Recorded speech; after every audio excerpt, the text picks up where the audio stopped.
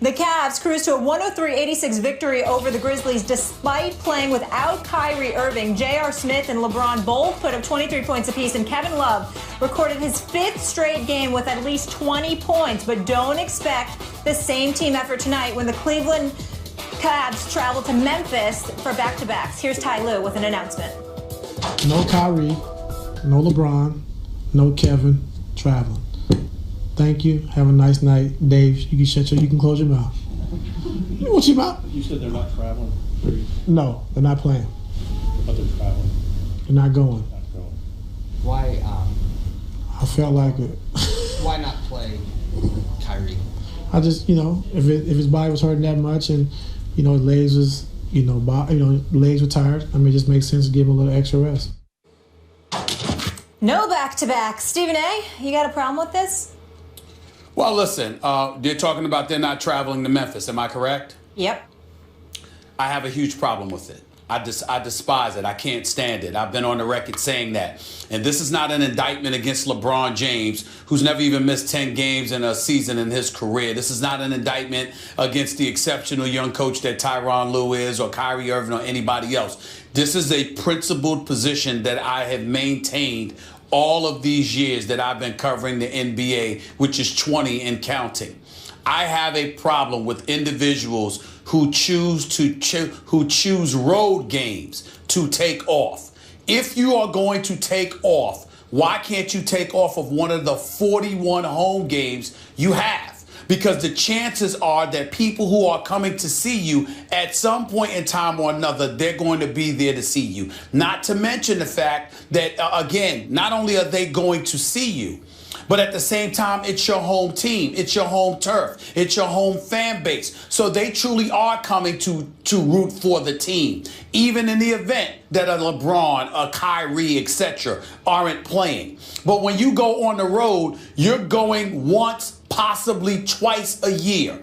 They're not going to get an opportunity to see you on the road. If you're the Memphis Grizzlies and you're selling tickets to your fan base, what you're telling your fan base is gravitating towards that particular game because they're anticipating seeing a LeBron. They're anticipating seeing a Kyrie Irving. And that's their only shot throughout the season to see you. And you don't show up for that game. I just think I think it's insane, and I think it's wrong. There may be nothing you can do about it, but I'll tell you an idea that I have, Max Kellerman. A matter of fact, go ahead, Max. I'll wait to tell you what my that's right. idea You know why is they don't get to this see matter. them? Because they don't have them on their team. I mean, Kyrie and LeBron and Kevin Love don't play for Memphis. They play for Cleveland. And what you're talking about is having business interest of the league supersede the competitive interests of the team. Listen, think about every player in NBA history. What are they really playing for? Like, how do we remember them? Why does Magic Johnson win the Larry Bird argument right now? He's got 5, Bird's got 3. Who's championships? Who's the best active coach in basketball? Greg Popovich. What does he do? He Popoviches his players. He rests them. Are you suggesting that there shouldn't be any such thing as a DNP-CD, did not play coach's decision? Because that's what Ty Lue is saying. He's saying, look, they ain't going to play. That's a coach's decision. And for someone else to sit there, you or anyone else say, yeah, but the only reason you're not playing them is because of X, Y, and Z. They're your best players. Why wouldn't you? That's really not for someone else to decide. That's for the coach to decide, who's doing his best to marshal his resources in such a way that he gives his team the best chance to win a championship.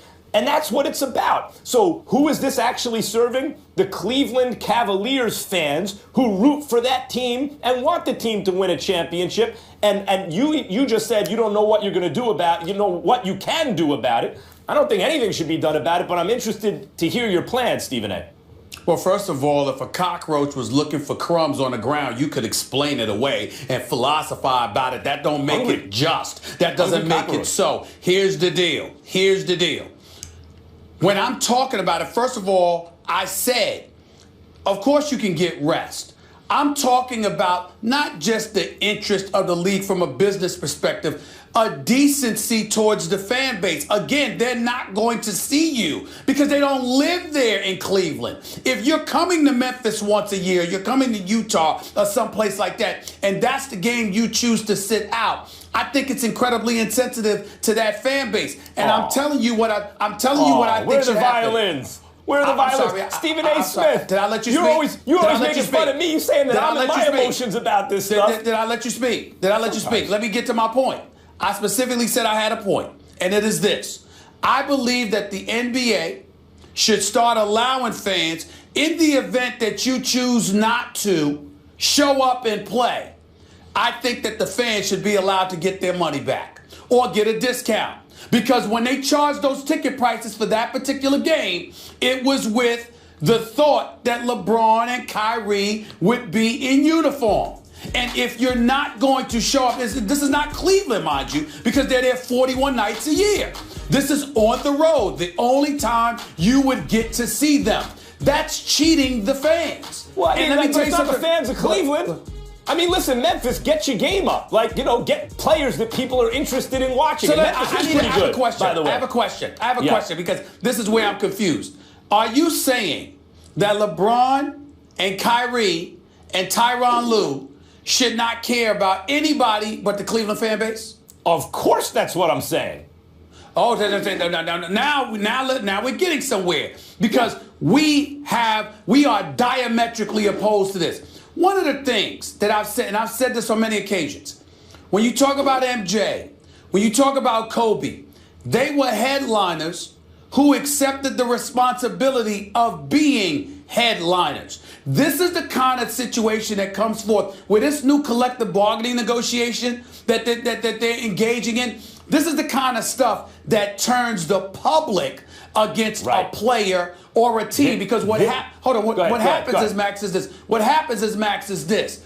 We understand that you could get around anything. We respect that. And we know it's taxing on a body, et cetera, et cetera. But when you are insensitive to a road team where they're never going to see you, Memphis probably ain't going to the finals. That means you're not going to see LeBron at all if you're in Memphis.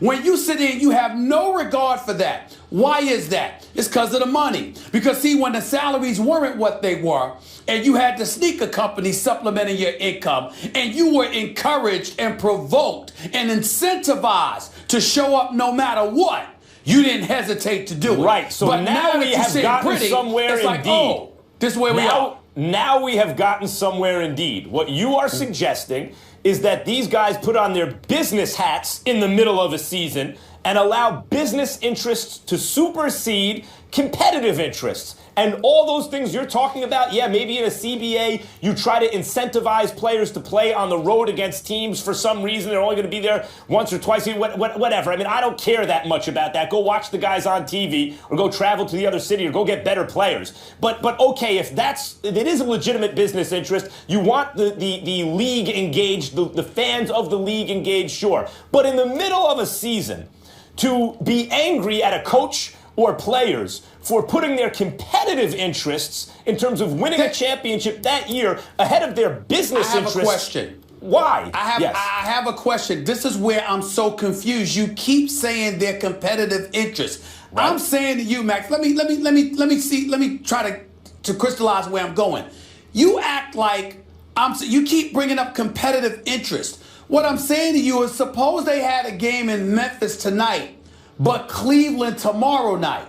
What I'm saying is, what's wrong with playing on the road with people who'll never otherwise see you and taking a night off in a city where they always see you? Let me ask you this. What's wrong with that? I don't understand. How is that competitive interest? What are you talking about? Let's say somehow Memphis makes it to the finals. Everyone else gets hurt in the West, or they match up well with Golden State because they can post up, whatever it is, and Memphis makes it to the finals. Are those fans in Memphis going to be cheering for Cleveland, or are they going to be cheering for Memphis? They're going to be cheering for Memphis. Right. Those fans are interested in their team. So that is reciprocated, fans and team. The Cleveland Cavaliers players would like to hook their fans up, not the fans of another team. This is very straightforward. I'm saying to you, you hook them up 41 nights a year, as opposed to the one night a year you never see them. You only see them once a year. I'm saying you don't have a I got it. Okay. Well, we disagree. That's fine. Because I just wanted to be clear. You don't give a damn about any fan base outside of your own. That's essentially what you're saying. If you're playing Cleveland, you shouldn't care about anybody else. What I'm saying. Inwardly I focused, understand. Max Kellerman. And last time I checked, the money that the players are being paid is because of the money they generate, not just locally, but nationally. And by the way, that ain't Ty Lue's problem. That ain't Ty Lue's problem.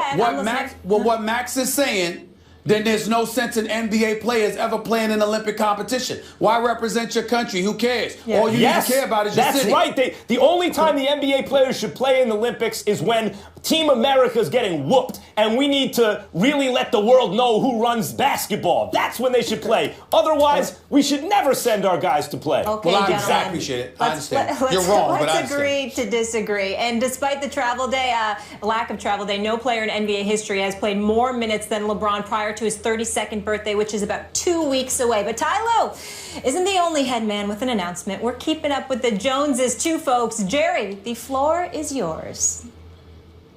I don't have a definition for it, but you'll know it when you see it. It's kind of like a definition I heard one time of another issue, trying to define a negative topic, and they said, I don't know how to say it, but it's just something that when you see it, you know it's there.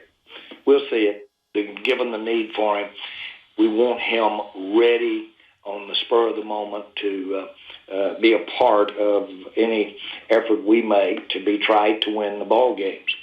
And so it would be when we all probably thought it was time for him to come in and play. I don't want to give you those circumstances because I don't like either one of the discussion. Stephen A., I know you love Jerry Jones. You sported the shirt, and in Jerry you trust. But please explain to me, why can't this man stop talking about Tony Romo? Because he wants Tony Romo in the lineup, and he's willing to undermine Dak Prescott to do it. I think it's very, very clear. The more he talks about it, Jerry Jones is a brilliant businessman. He's a hype machine personified. Clearly, he wants the headlines, and certainly alluding to Romo makes it even more, there's more additional headlines that ultimately will come the Cowboys' way. But it's deeper than that to me when I listen to Jerry Jones. I see someone clamoring for Tony Romo. Now that Tony Romo clearly sees the future and sees the future of the Dallas Cowboys, recognizing that he's not going to be a part of it in all likelihood, not if he wants to be a starting quarterback, because Dak Prescott is the future. This is the end for Tony Romo in Dallas. Multiple back surgeries, collarbone issues, and beyond at age 36. This is it. Jerry Jones recognizes that the Dallas Cowboys have an opportunity to be Super Bowl champions, and he wants Tony Romo to be the guy who takes them there. So it's not like Dak's not the future. It's not like Jerry Jones doesn't believe in him. It's not like he's not going to look forward to Dak Prescott, guiding the Dallas Cowboys to prosperity in the years and years to come.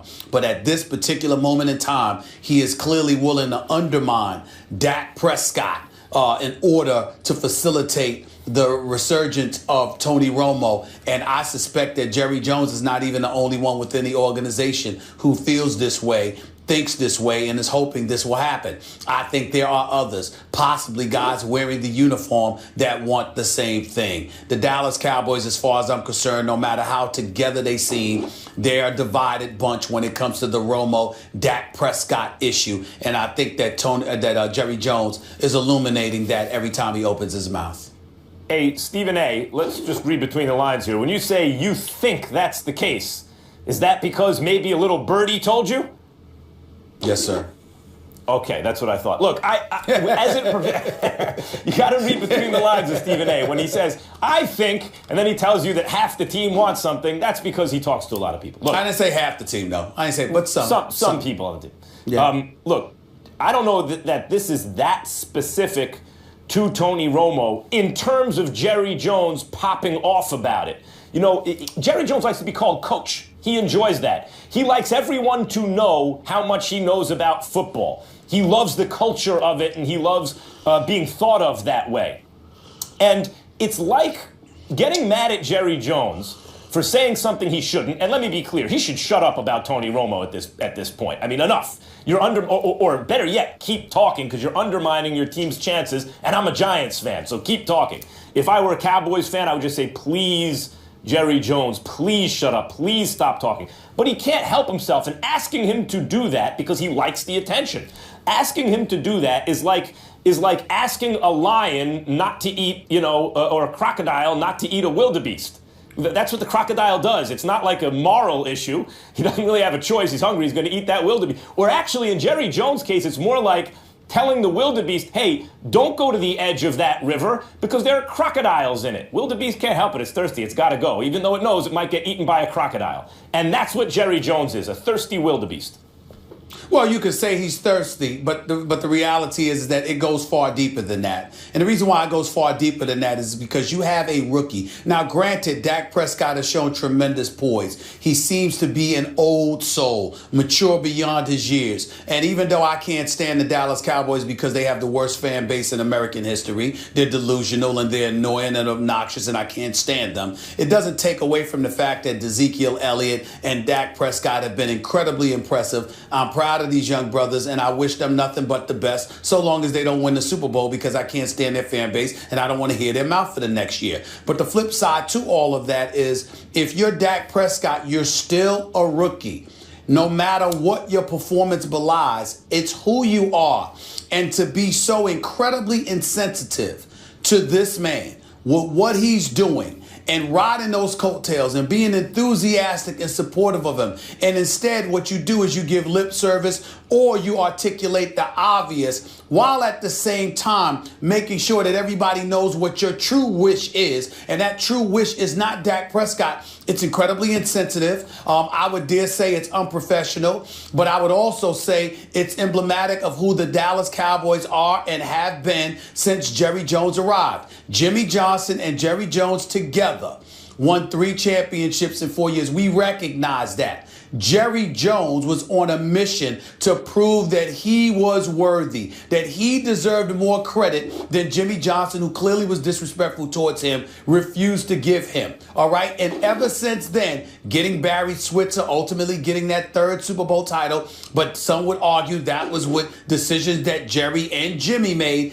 Jerry has been on a mission to prove that he deserves credit for all of this. It is now 21 plus years and counting. He has failed to do it, and he will fail again. That's just exactly because of stuff like this. I don't know if he'll fail again this year. Maybe. I hope he so. will. I really hope. He will I not hope he win the fails. Super I Bowl hope you're this right year. about that. He will not win the Super Bowl this year. I hope you're right. I don't think they will either, but they have a good a chance as any. Hell with them. They're the odds-on favorite in the opinion of some. Entertain this thought for a second. I agree with that analysis you just said. Entertain this thought for a second. What if the fact is that there are coaches and players on the Dallas Cowboys who, when they watch game film, when they watch the coaches' film, they see things that Dak isn't seeing. They believe that Romo would see them. And whether or not they're correct about it, they genuinely believe that even though it would be unpopular because the team is 11-2 with Dak Prescott, it would actually increase their chances of winning a Super Bowl if they put Romo in. If you can entertain that thought, Stephen A. Smith, and you think that's possible,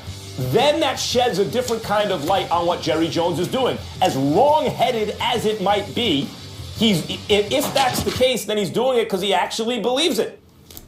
Well, here's why I would disagree with you, because I sometimes joke and call you Spock Kellerman, because you're logic. You're logical, and because you're logical, you look at it from that perspective. It's not that you're wrong, it's that you're incomplete. Because when we talk about sports, we don't just talk about numbers. We also talk about results. And when we talk about results, we talk about what assists towards those results. Sometimes it is numbers, but a lot more often than not, it's not just numbers, it's cohesion, it's chemistry, it's togetherness, it's a flair, it's a vibe, it's a swag, it's all of those things that come with it. Intangibles that contribute to elevating one's ability and the collective forces around them, galvanizing the troops, bringing them together and spearheading them to prosperity. These are the kind of things that happen in sports all the time. The owners tell us this. The executives tell us this. And certainly the coaches, the coaching staff, and the players tell us this.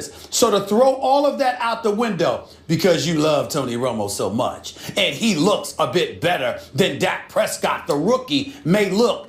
I understand Max Kellerman saying that, but there is no excuse on earth for the Dallas Cowboys to be articulating that position throes of Dak performing the way he's performing.